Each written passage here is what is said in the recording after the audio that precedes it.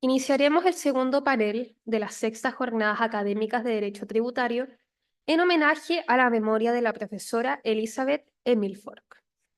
Nuestro primer expositor es Alejandro Agüeyes Arancibia.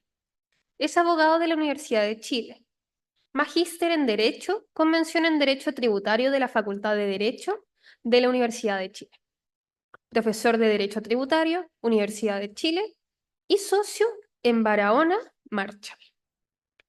Hoy se referirá a problemas de constitucionalidad del inciso final del artículo 26 del Código Tributario. Lo invitamos a iniciar su exposición.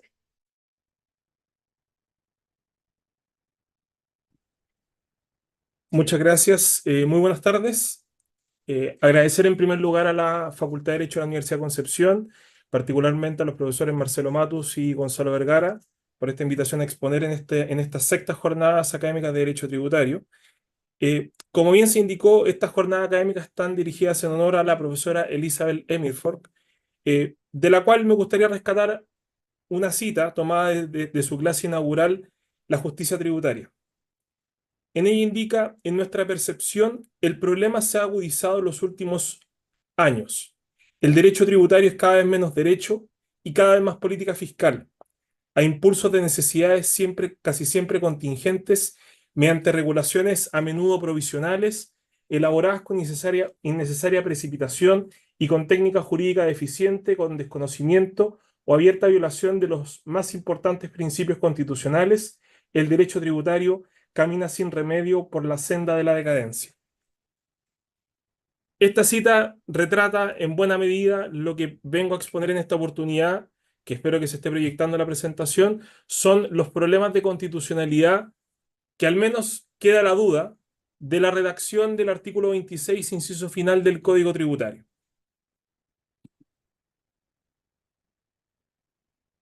Antes de iniciar y entrar derechamente a ver qué es lo que dice este inciso final del artículo 26, debemos referirnos a la interpretación de la ley tributaria y la interpretación administrativa, muy brevemente. Recordemos, como siempre, que la interpretación de la ley es este procedimiento destinado a determinar o a buscar el verdadero sentido y alcance de la disposición tributaria, como dice el profesor Jorge Streeter, acompañado de la actividad necesaria para su aplicación al caso concreto. Y como siempre podemos distinguir en la interpretación de la ley tributaria a la interpretación auténtica, aquella que es realizada por el propio legislador vía ley, entendiéndose incorporada a la ley interpretada, conforme a las reglas del Código Civil. La interpretación judicial, que es aquella que realiza el juez al resolver el conflicto intersubjetivo de intereses, con el objeto de determinar cuál de las dos pretensiones, la fiscal o la del contribuyente, es la que prima en el conflicto que está llamado a resolver.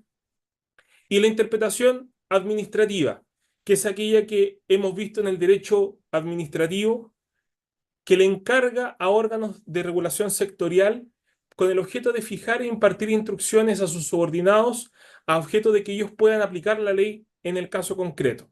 Particularmente, en materia tributaria sabemos de que esta atribución está entregada conforme a los artículos sexto, letra A, número 1 y número 2 del Código Tributario al Director Nacional del Servicio de Impuestos Internos, en relación al artículo séptimo, letra B, de la Ley Orgánica del Servicio de Impuestos Internos. Y misma atribución, pero en un grado menor, le corresponde también a los directores regionales con el objeto de absolver las consultas planteadas por los contribuyentes bajo su jurisdicción. Ahora, en todo evento, como sabemos, tratándose de los directores regionales, el ejercicio de esta facultad se somete al principio de jerarquía. Esto quiere decir de que no pueden ir en contra de una interpretación del director nacional, y en caso de que pueda haber un atisbo de cambio de criterio, la obligación es hacer la consulta al respectivo director nacional con el objeto de que él imparta las instrucciones de este cambio de criterio. Bueno, esta actividad hermenéutica que realiza la administración, no solamente la que realiza la administración, sino que también la que realiza el juez o la que realiza cualquier particular que quiera aplicar la ley al caso concreto, se somete a las limitaciones propias de esta rama del derecho, propias de esta rama del derecho público, ¿ya? Recordemos que el derecho tributario está contaminado y está permeado por el principio de legalidad, en orden a que es la ley la fuente y medida de la obligación tributaria, lo que también restringe a su mínima expresión la potestad reglamentaria y el ejercicio de la facultad administrativa. No puede, como sabemos, el Servicio de Impuestos Internos ampliar o restringir la aplicación de la ley mediante la incorporación de requisitos o la eliminación de aquellos, ¿ya? Aquello ha sido expresamente reconocido, por ejemplo, a través del oficio ordinario 1141 del 2012, donde a propósito de la posibilidad de aminorar o cambiar los requisitos del artículo 107, se le consulta la posibilidad de hacer aquello y el director nacional señala, no compete a este servicio modificar los requisitos que la ley ha establecido para acogerse al beneficio tributario regulado en el número 3.2 del artículo 107 de la ley sobre impuesto a la renta.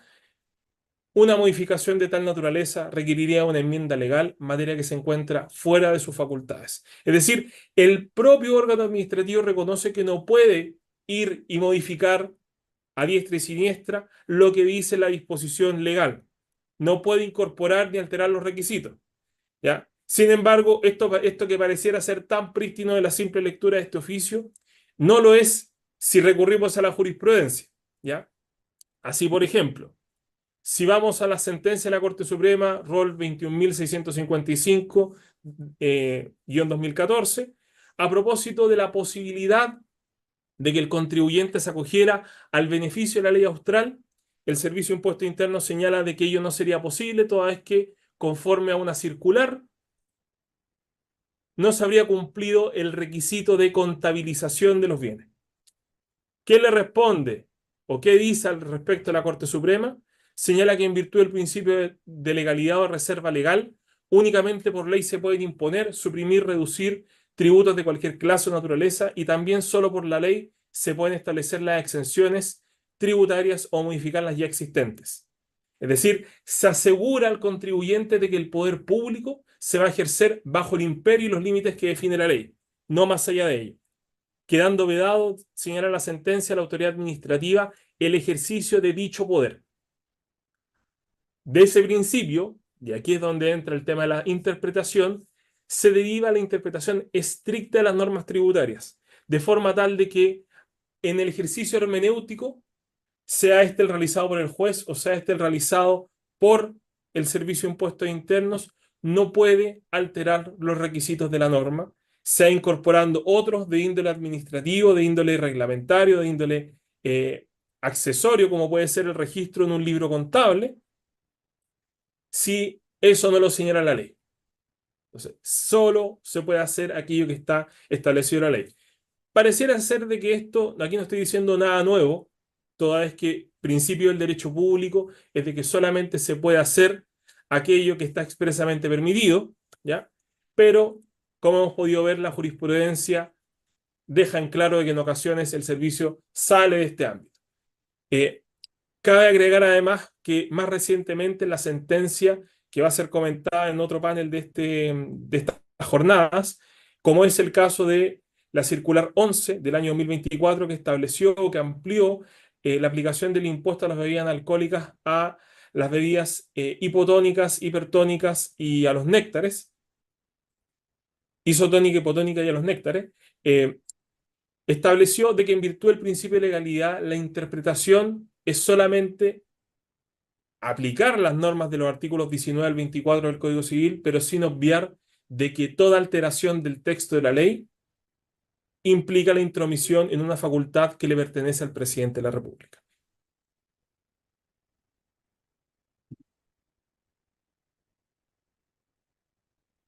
Pero esta hermenéutica tributaria que tiene su fuente, como ya he dicho, en el artículo sexto, en el artículo séptimo de la Ley Orgánica del Servicio de Impuestos Internos, nos obliga también a ir a otra disposición, que es el artículo 26 del Código Tributario. El artículo 26 del Código Tributario es una regla que viene a amparar y proteger al contribuyente, impidiendo a la administración el realizar cobros retroactivos de impuestos cuando éste se acogió de buena fe a una interpretación de las leyes tributarias. Es decir, aquel contribuyente que adecuó su conducta a lo señalado por el Servicio de Impuestos Internos en una determinada instrucción, sea esta general o sea esta particular, lo protege de cualquier cambio de criterio por parte del servicio, ¿ya? Esta norma data no del Código Tributario, sino que su origen se encuentra en el artículo 68 de la Ley sobre Impuesto a la Renta vigente en el año 1964, ¿ya? Y que lo limitaba a aquellos casos donde había un cobro de impuestos. Sabemos, producto de la jurisprudencia, de que esta norma no solamente ampara situaciones donde hay un cobro de impuestos, sino que incluso pudiendo haber una resolución modificatoria del resultado tributario del contribuyente. Esta norma del artículo 26 nos permite entender de que la interpretación administrativa del Servicio de Impuestos Internos no es obligatoria ni para los contribuyentes ni para la judicatura, solo para los funcionarios del servicio en virtud del principio de jerarquía que rige la administración del Estado y lo dispuesto en el artículo 6, letra B del Código Tributario respecto a los directores regionales.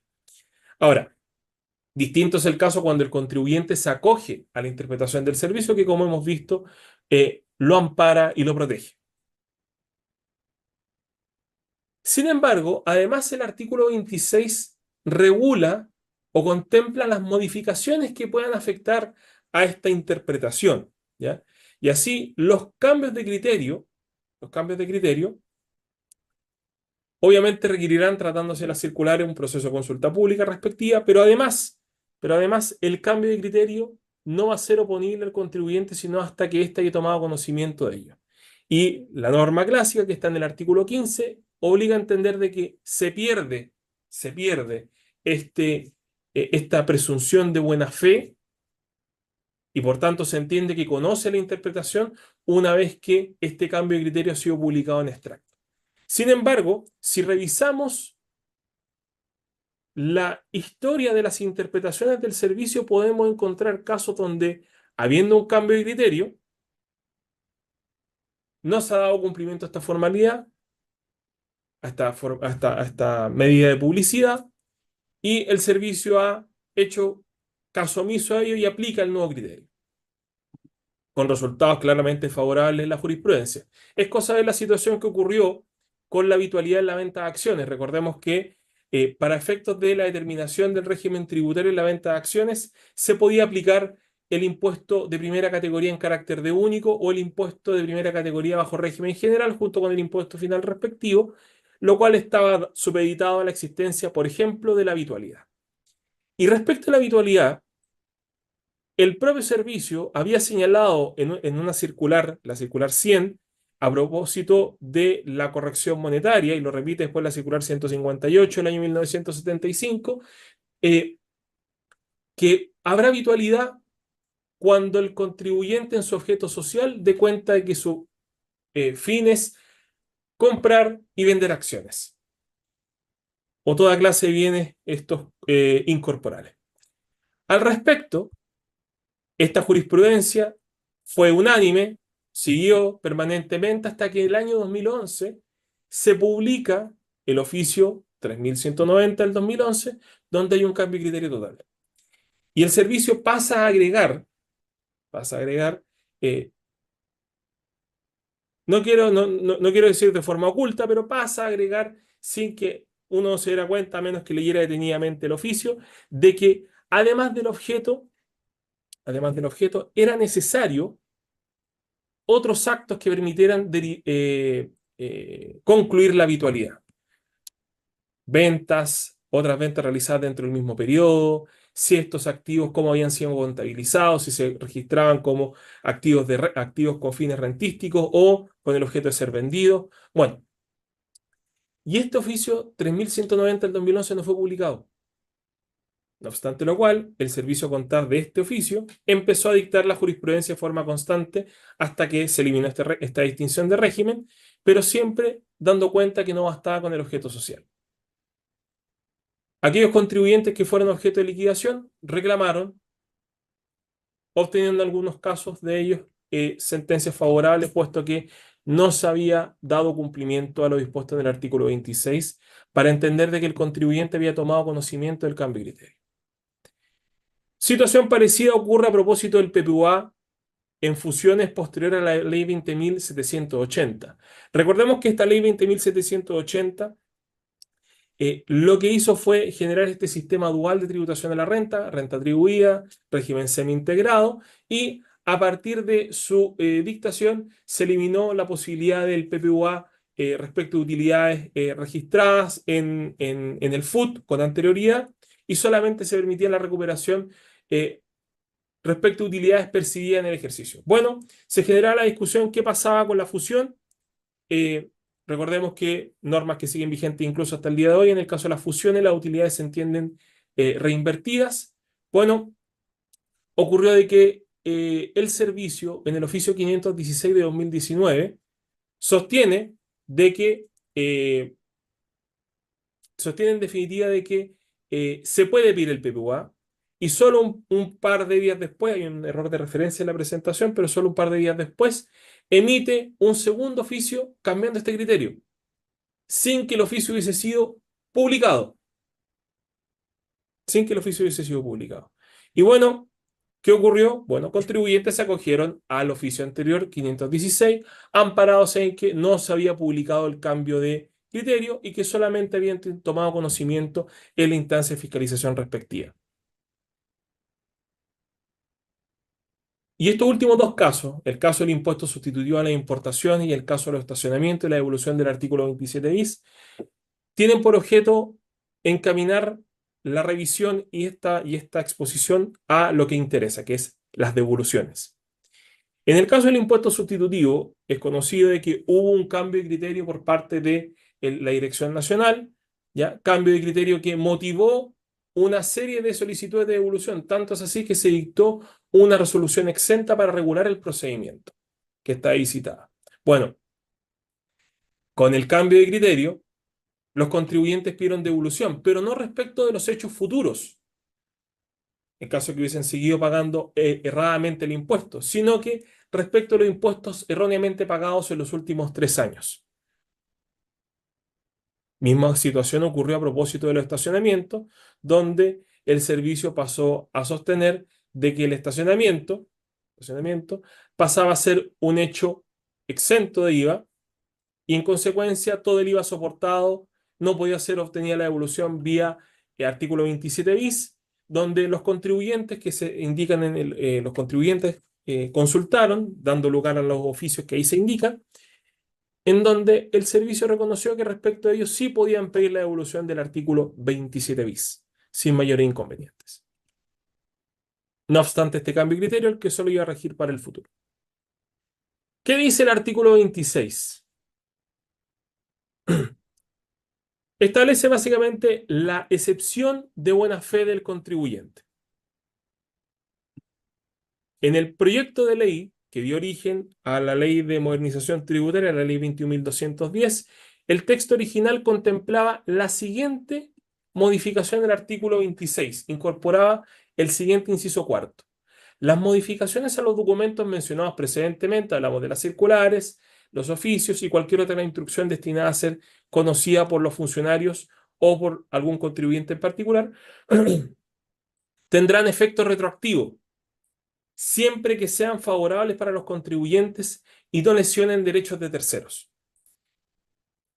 Señala que el contribuyente tendrá derecho a solicitar, conforme al artículo 126, la devolución que como consecuencia de las modificaciones se entiendan pagados de forma indebida o en exceso. El servicio procederá a la devolución, y aquí está lo importante, respecto de los últimos 3 años tributarios anteriores a presentarse la solicitud. Mismas reglas se aplicarán respecto al nuevo criterio. ¿Qué quiere decir acá? De que si el contribuyente se entera de que hubo un cambio de criterio, tiene derecho a pedir la devolución de los impuestos indebidamente pagados por haberse acogido a ese criterio que dejó de tener eficacia temporal. Y el servicio procede a hacer la devolución respecto de los 3 últimos periodos, en directa consonancia con el artículo 126, porque se produce un pago indebido o en exceso, cuyo acto o hecho justificante de la solicitud tiene que ver con el oficio modificatorio o aquel que fija el nuevo criterio.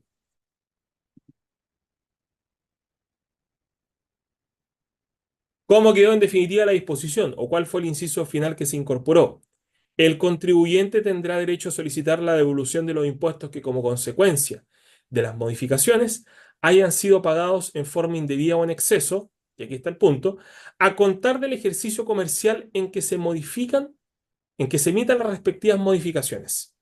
Ya no vamos 3 años hacia atrás, sino que solamente hacia el futuro.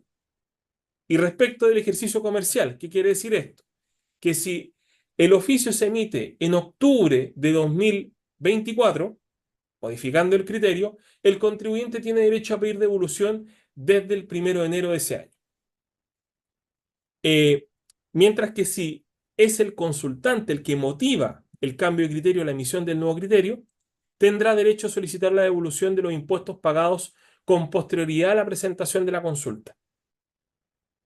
Esto básicamente para el caso en que la consulta se haya presentado en noviembre y se responda en febrero del año siguiente, dándole derecho a pedir devolución desde la fecha posterior a la presentación de la consulta, en caso de obtenerse resultados favorables. Estas reglas rigen desde el 1 de marzo del 2020. Como podemos ver, el legislador dejó de lado la doctrina seguida por el Servicio de Impuestos Internos históricamente en la forma en que resolvía las solicitudes de devolución por cambio de criterio, y lo que hizo fue acotar el ámbito temporal. Así, en opinión de la autoridad fiscal, y esto está tomado del Diario Financiero, el servicio considera que esta modificación es sumamente relevante porque, por un lado, eleva el rango de importancia de la interpretación de la ley tributaria que realiza el mismo organismo. Es decir, ya le estamos dando un ámbito superior a la mera regla administrativa. Por otro lado, se fortalecen los derechos del contribuyente, al reconocerle la posibilidad de recuperar los tributos que hayan sido pagados, movidos por un incorrecto entendimiento de la ley tributaria. Lo que se busca va en la línea de uno de los principios básicos de la gestión del servicio, que cada contribuyente aporte lo que le corresponde a las arcas fiscales, ni más ni menos. Pareciera ser contradictorio con lo que acabamos de leer, porque lo que hace es efectivamente modificar la naturaleza de la interpretación, algo que vamos a conversar en un par de minutos. Pero por otro lado, no fortalece el derecho del contribuyente, porque ese derecho ya lo tenía por la mera aplicación del artículo 126, y lo que hace es restringirlo al acotar el ámbito temporal de aplicación. Entonces, ¿cómo aplicamos este artículo 26, inciso final? La regla general va a ser que, tratándose de nuevos criterios o cambios de criterio, los impuestos pagados indebidamente o en exceso a contar del ejercicio comercial en que se dictó la instrucción nueva modificatoria son susceptibles de ser devueltos. Como he señalado, si es que la modificación se produce en octubre de 2024, se va a aplicar respecto a los impuestos incorrectamente pagados desde enero del 2024. Más, si es que el consultante es quien solicita la devolución amparado en este nuevo criterio o cambio de criterio, serán objeto de la devolución los impuestos pagados indebidamente a contar de la fecha de presentación de la consulta. Esto es, si la presentó en noviembre y respondieron en febrero, se aplica desde el día siguiente a la presentación de la consulta. Ahora, ¿qué ocurre si es que el contribuyente presenta, el contribuyente no es quien presenta la solicitud? Perdón, vuelvo aquí a la regla. ¿Qué rol cabe a la interpretación? ¿Es declarativa o es constitutiva? ¿Qué rol cabe a la interpretación? ¿Se entiende vigente desde la fecha de la ley interpretada? Es decir, el cambio de criterio se entiende que establece la forma o el correcto entendimiento de la disposición legal tributaria, o bien tiene solamente efecto posterior, es constitutiva. ¿Qué ha dicho el Servicio de Impuestos Internos en precedentes anteriores? En el oficio 198 del 2014, el servicio reconoce que una interpretación posterior que modifica un criterio que estuvo vigente se entiende que tiene efecto retroactivo, por cuanto corresponde al verdadero sentido y alcance de la norma analizada, debiendo entenderse que el contribuyente tiene derecho a pedir devolución conforme al artículo 126 respecto de los últimos 3 años. Ahora, ¿qué pasa si esa nueva interpretación lo perjudica? podrán pararse lo dispuesto en el artículo 26. ¿Ya?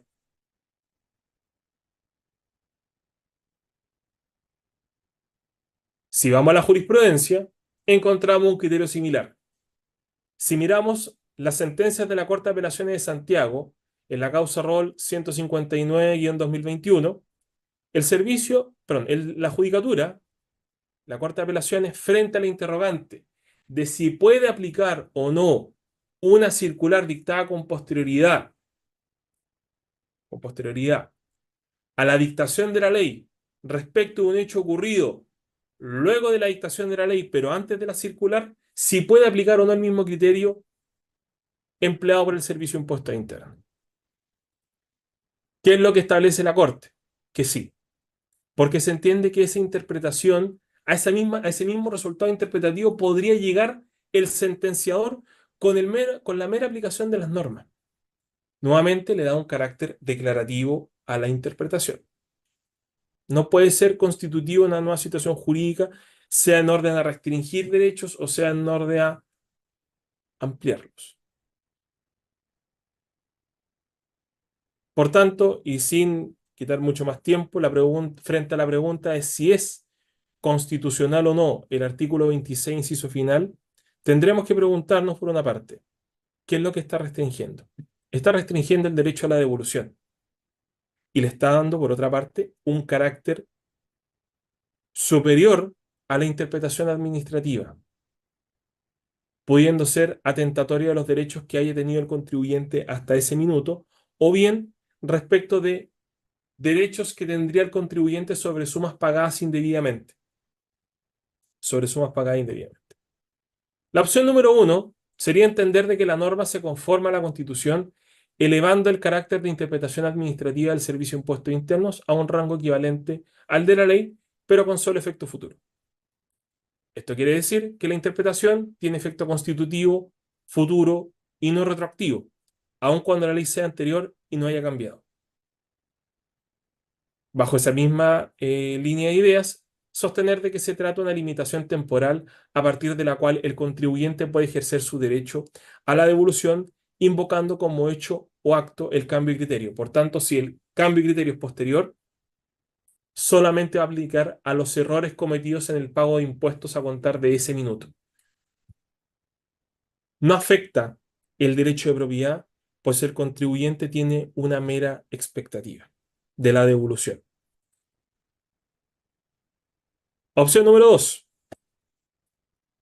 Entendemos de que no se conforma a la Constitución, porque lesiona el derecho de propiedad, porque aquel contribuyente que pagó el impuesto aplicando una interpretación del servicio que sostenía que la operación estaba grabada o que se le aplicaba tal o cual tasa, luego es dejado sin efecto, ese pago carece de causa. Carece de causa. Y de bien ilícito. Y si lo mantenemos como vigente, vendría siendo una suerte de exacción ilegal, porque el fisco no tendría titularidad sobre ese monto. Y no teniendo titularidad sobre ese monto, debe ser devuelto. Y si no es devuelto, estaremos frente a una suerte de expropiación sin indemnización previa y sin una causa legítima. La interpretación tiene además efecto declarativo, de modo que se integra a la ley desde el momento de su entrada en vigencia. Así, al contribuyente que pagó indebidamente le asiste el derecho a pedir devolución 3 años hacia atrás, conforme al artículo 126, siendo el hecho que lo justifica el cambio de criterio. Y al que lo beneficia, frente a eventuales cobros de impuestos, lo ampara la presunción del artículo o en la excepción del artículo 26. Además, uno puede sostener de que no hay una mera expectativa cuando es la propia autoridad la que adecúa su conducta generando confianza legítima del administrado en orden a que el pago que hizo fue incorrecto. No hay una posición única, como podemos ver. Ambas son igualmente válidas. Nos inclinamos por la segunda opción, ¿ya? Toda vez que, como dijo el subdirector de la época, es una norma que busca resguardar los derechos de los contribuyentes y así entendida no puede ser atentatoria de el derecho de propiedad, que como sabemos tiene importancia superior respecto de o preeminencia por sobre cualquier disposición legal en aplicación del artículo 19, número 26 de la Constitución. Quedará a la espera de lo que diga la judicatura, claramente. ¿ya? Sin embargo, y reiteramos, somos de la opinión de que la norma merece reparos de constitucionalidad que quedarán en definitiva al arbitrio del juez respectivo y del Tribunal Constitucional en caso de deducirse requerimiento de inaplicabilidad. Y agregar finalmente de que cualquiera sea la opción, nada obsta que el contribuyente pida la devolución sin invocar el cambio de criterio, pero sí sus argumentos, de forma tal de que sea la judicatura la que determine si son estos o no aplicables. Espero no haberme excedido en el tiempo y nuevamente muchas gracias a la Universidad de Concepción por la invitación.